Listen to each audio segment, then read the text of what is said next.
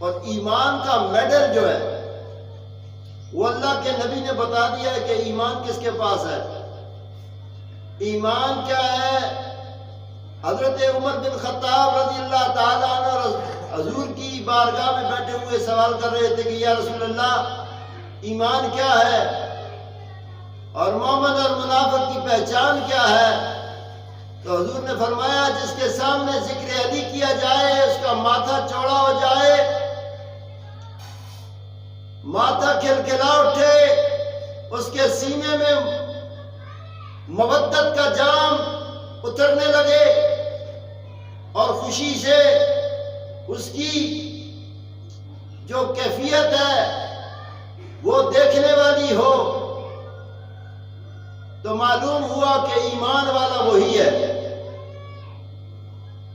اور جس کے سامنے ذکر اہل بیت کیا جائے، علی کی بات کی جائے، حسن کا ذکر کیا جائے، حسین کی بات کی جائے، اور ماتھے پہ بٹ پڑ جائے اور پھر وہ تقابل کرنے لگے کہ نہیں یہ نہیں وہ، یہ نہیں وہ، تو سمجھ جاؤ حضرت عمر بن خطاب رضی اللہ تعالیٰ عنہ فرماتے ہیں کہ جو علی کا تقابل کرے، عمر یہ کہتا ہے کہ میں نے تو اس شخص کو جس کو علی المرتضیٰ نے تھپڑ مارا تھا اس کو یہ کہہ دیا تھا کہ تو کہتا ہے کہ علی نے غلط دیکھا ہے، علی نے دیکھا نہیں ہے اور غلط تھپڑ مارا ہے۔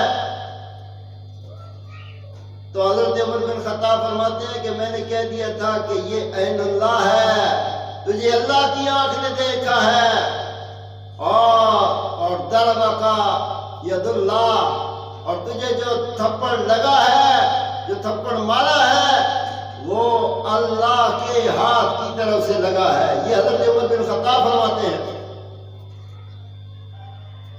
تو ایمان کیا ہے؟ اللہ ولی الذین آمنوا، ایمان کا میڈل یہ ہے کہ آپ علی کے ساتھ ہو جائیں، حسن کے ساتھ ہو جائیں، حسین کے ساتھ ہو جائیں۔ گھرانہ نبی سے اپنے آپ کو متصل کر دینے سے فائدہ کیا ہوگا؟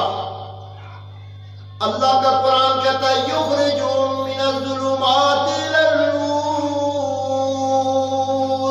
اللہ تمہیں ظلمات سے نکال کر دنیا کے 3 طرح کے اندھیروں سے نکالے گا، پھر قبر کے اندھیروں سے نکالے گا، پھر محشر کے اندھیروں سے نکال کر تمہیں جنت کی بشارت اللہ نے فرمائی ہے۔ یہ خوشخبری قرآن کریم میں اللہ نے پہلے سے دے رکھی ہے۔ ظلمات 3 طرح کے اندھیرے۔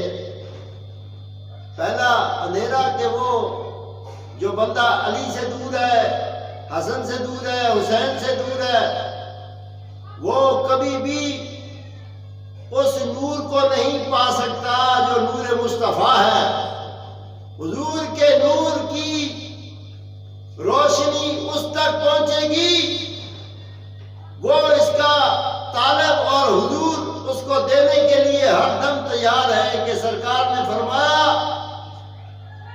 کہ لوگوں جو دروازہ اہل بیت کو چھوڑ کر آئے، انا مدینۃ العلم والی بابها، میں علم کا شہر اور علی اس کا دروازہ ہے۔